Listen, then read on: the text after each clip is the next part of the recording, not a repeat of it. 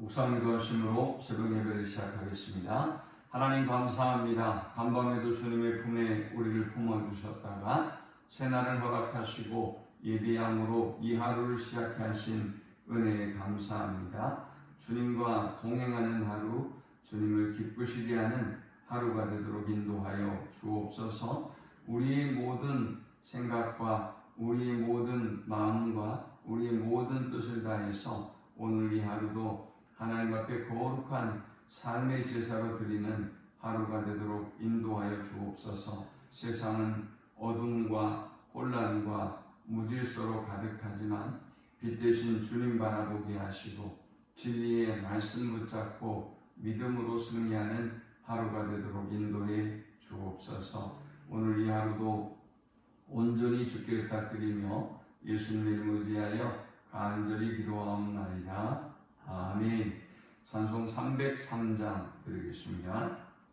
나 위하여 십자가에 중한 고통 받으사 대신 죽은 주 예수의 사랑하신 은혜여 보배로운 피를 흘려 영영 죽을 죄에서 구속함을 받은 우리 어찌 찬양할까.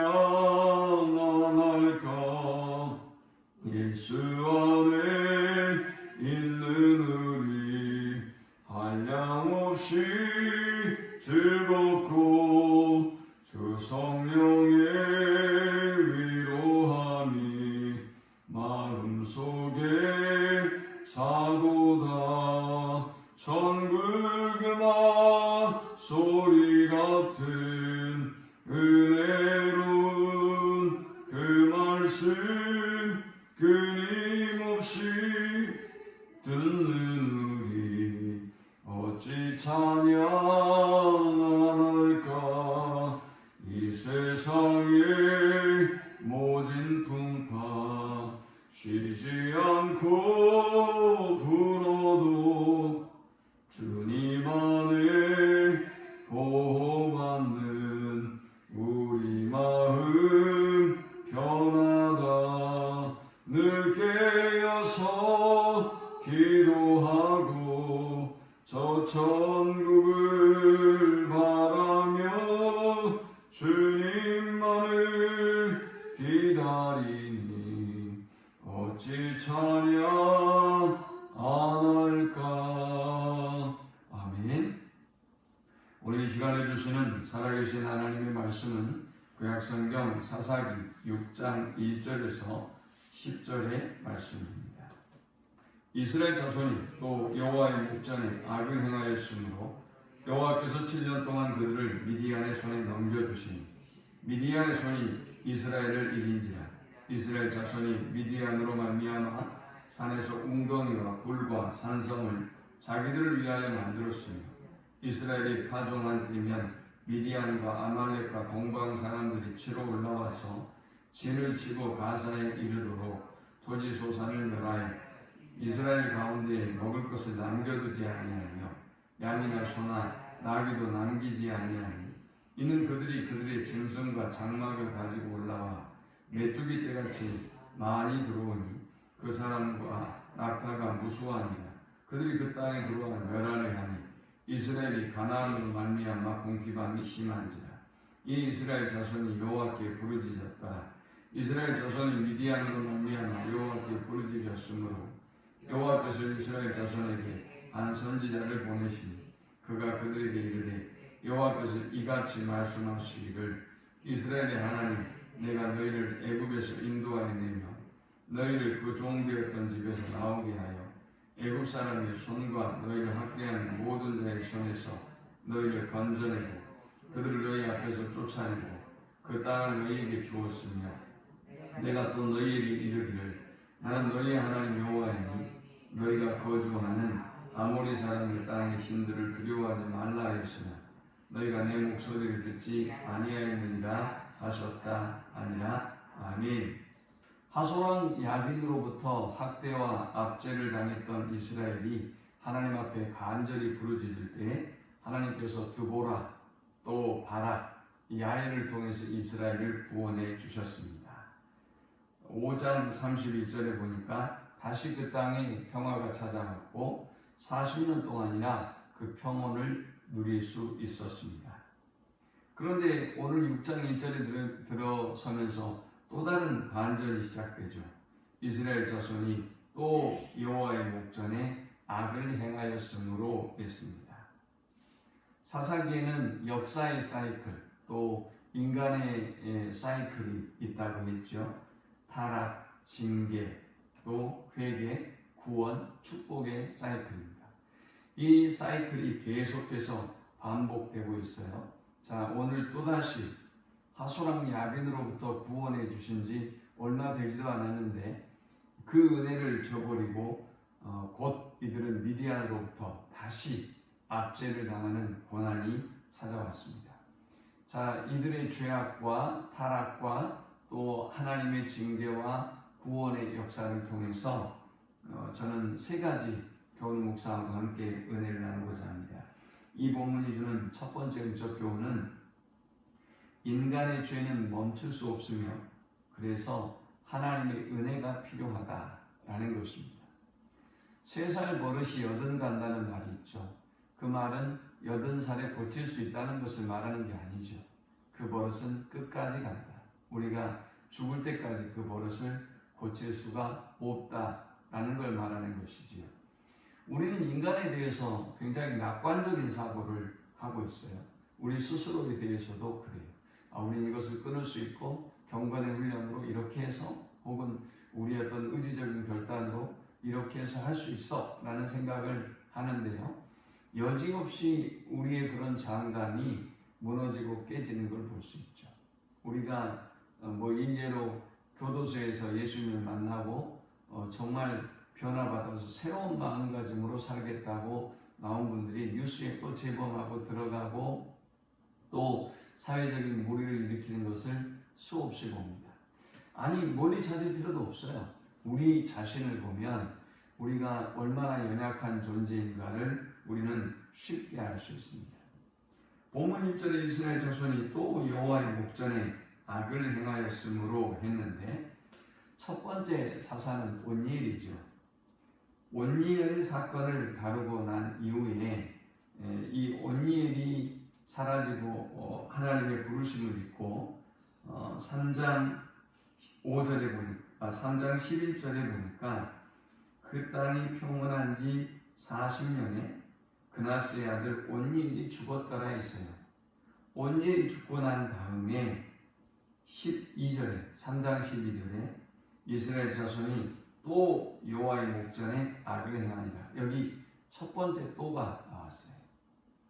그 다음에 또가 어디 있는가 찾아보니까 4장 1절에 에웃이 죽으니 이스라엘 자손이 또 여호와의 목전에 악을 행하며 그랬어요. 첫 번째 사사는 온니엘이고 두 번째 사사는 에웃이고 에웃 다음에 산갈이 있어요. 3장 31절에. 그러나 산갈에 대한 자료는 한 줄밖에 기록되어 있지 않습니다. 그래서 거기에는 또가 생략되었어요. 근데 4장 1절에 보니까 여지없이 또가 또 등장하고 있어요. 에웃이 죽으니 이스라엘 자손이 또 여호와의 목전에 악을 행하라. 그리고 오늘 이 본문에 드디어 또 이스라엘 자손이 또 여호와의 목전에 악을 행하였으므로.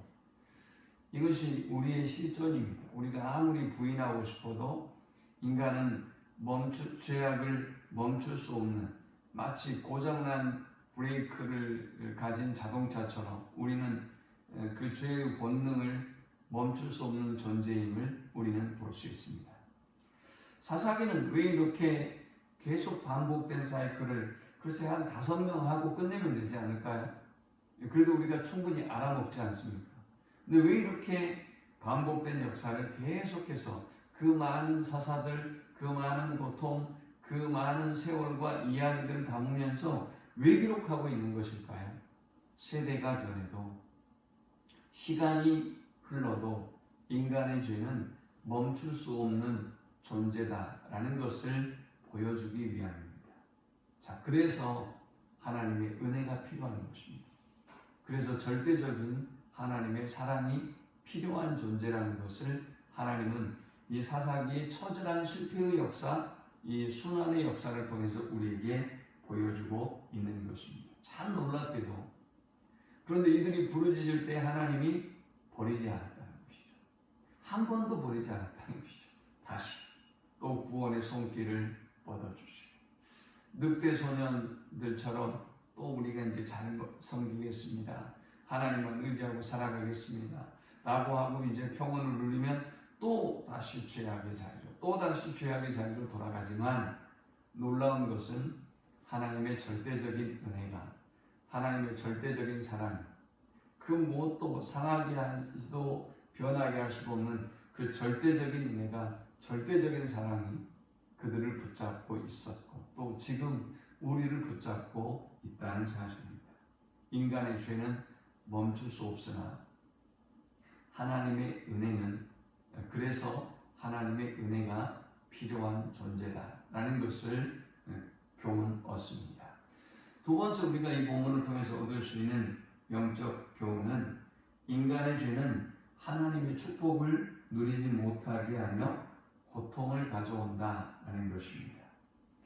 그들이 하나님 앞에 회개하고 돌아왔을 때 하나님이 평온함을 주셨고 그들의 삶을 축복해 주셨죠. 그런데 2절에 보니까 미디안의 손이 이스라엘을 이긴지라 이스라엘 자손이 미디안으로 말미암아 산에서 웅덩이와 굴과 산성을 자기들을 위하여 만들었습니다. 아니, 집이 있는데 성읍이 있는데 미디안 족속들 때문에 이들은 피난할 수밖에 없었어요. 웅덩이를 파고 굴을 파고 산성을 만들어서 자기에게 주신 이 안락한 성읍과 도시와 그리고 그 집에서 그들이 편히 거주할 수 없는 상태가 되어버렸어요. 누리지 못하는 것이에요.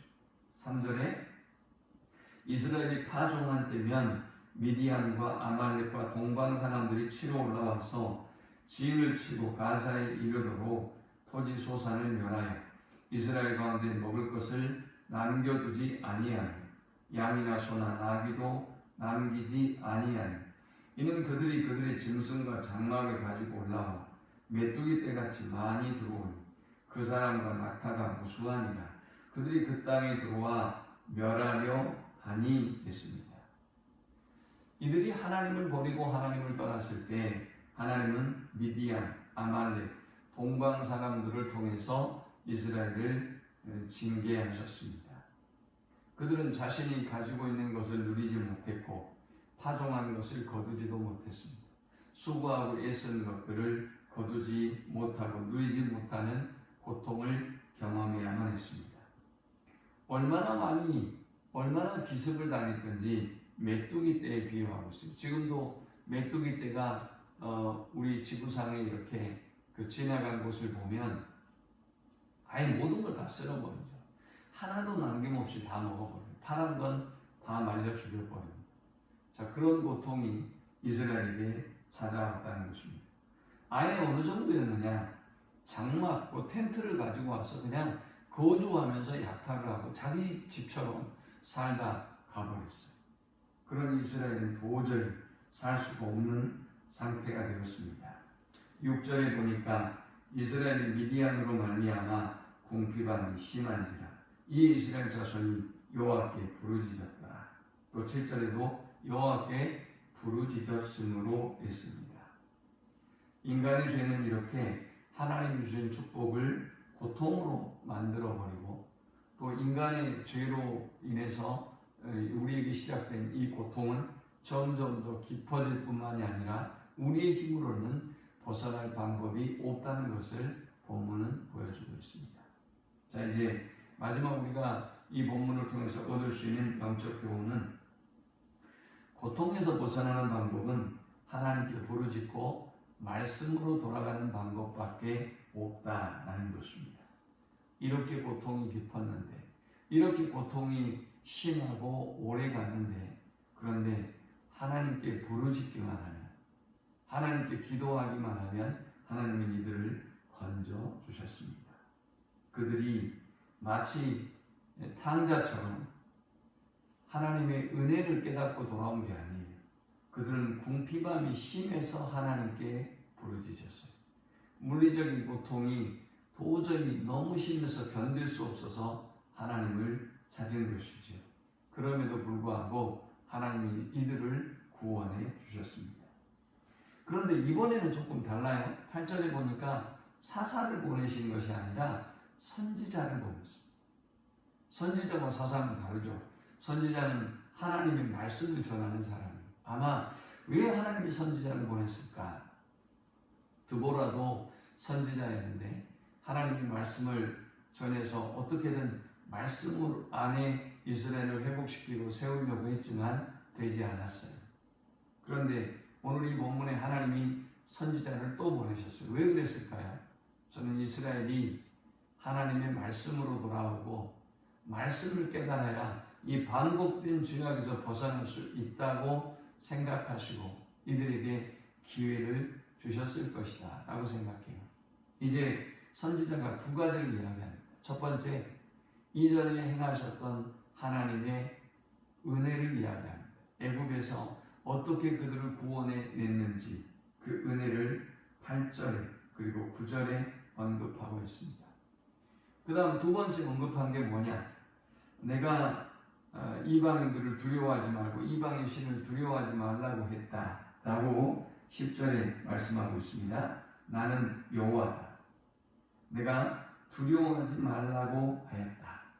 그런데 너희는 내 목소리를 듣지 않았다. 이 세 가지를 얘기합니다. 나는 여호와다. 내가 너희에게 두려워하지 말라고 했다. 그런데 너희는 내 목소리를 듣지 않았다. 라는 것입니다. 자, 이것은 무엇을 의미하는 것일까요? 한마디로 하나님과의 관계가 파괴되었다는 것이죠. 하나님과의 관계에 힘썼다고 한다면 이들은 하나님이 함께 하시기 때문에 두려워할 필요가 없지요. 하나님과 동행하는 삶을 살기 때문에 그들은 늘 하나님의 말씀을 기쁨으로 사모하는 마음으로 받았을 것이고 그 말씀을 붙잡고 살아서 승리할 수 있었을 것입니다. 그런데 그들은 하나님을 버리고 말씀을 버리니까 이제 헛된 두려움들이 그들을 지배하는 것입니다. 요즘 우리나라 복잡하잖아요. 부동산에 정치, 코로나에 복잡하잖아요. 하나님을 버리면 우리가 다른 것을 찾아야 돼요. 다른 대안을 찾아야 돼요. 내 인생은 어떻게 하지? 우리 아이들은 어떻게 하지? 우리 미래는 어떻게 하지? 그러나 하나님을 붙잡으면 우리가 전혀 염려하지 않죠. 하나님이 나를 위한 놀라운 계획을 가지고 있어. 나는 그 하나님만 바라보고 그 하나님과 동행하고 가면 돼. 라는 믿음이 생기는데요. 이 관계가 파괴되면 결국 모든 것이 무너지고 불안에 휩싸이게 되는 것입니다. 그래서 하나님 뭐라고 말씀하시죠? 10절에 내가 또 너희에게 이르기를 나는 너희의 하나님 여호와이니 있어요. 스스로 있는 자 여호와 하나님이라고 하는 것을 잊지 말라는 것입니다. 다른 피조물과 다른 족속과 다른 군사력과 다른 신들과 비교할 만한 존재가 아니라는 것을 하나님은 다시 이들에게 가르쳐주고 있는 것입니다. 이 말씀을 기억하면서 우리가 살 수 있는 방법은 하나님께 부르짖는 방법과 지금 코로나가 2년이나 됐잖아요. 그러나 이스라엘 사람들처럼 기도하지 않아요. 성도들도 기도하지 않고 또 세상 사람들은 더욱더 기도하지 않죠. 그냥 이길 수 있다고 생각해요. 또 개발할 수 있다고 생각해요. 예방주사나 치료제를 우리 힘으로 극복할 수 있다고 생각해요. 우리는 점점 더 수렁으로 가고 있는데도 그런 어리석음을 범하고 있습니다.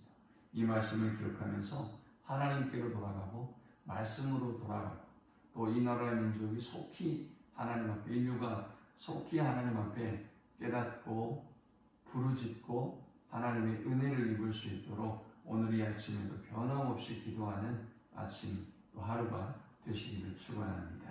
하나님 감사합니다. 귀한 말씀을 통해서 우리의 죄인됨을 우리의 처절한 본능적인 우리의 죄악에 대한 모습을 깨닫게 하심을 감사합니다. 우리의 힘과 우리의 결단으로는 죄에서 돌이킬 수 없음을 하나님 깨닫습니다. 그래서 절대적인 하나님의 은혜와 절대적인 사랑이 필요합니다. 지금까지 우리를 붙잡고 계셨던 그 은혜와 사랑으로 다시 우리를 붙잡아 주옵소서. 사사기 이 계속되는 사이클에도 포기하지 아니하셨던 하나님의 사랑으로 우리를 포기하지 말아 주시고 이 나라와 민족을 인류를 포기하지 말아 주옵소서. 예수님의 이름으로 기도합니다. 아멘. 지금은 우리 주 예수 그리스도의 크신 은혜와 성부 하나님의 극진한 사랑과 성령의 인도보 교통 충만케 하심. 인간은 더욱더 절망할 수밖에 없는 존재이지만 그러나 하나님의 그 변함없는 사랑이 변함없는 은혜가 우리의 희망인 것을 알고 오직 하나님만 붙잡고 살아가기를 소망하는 모든 주의 백성들의 머리 위에 이제부터 영원토록 함께 있을지어다. 아멘.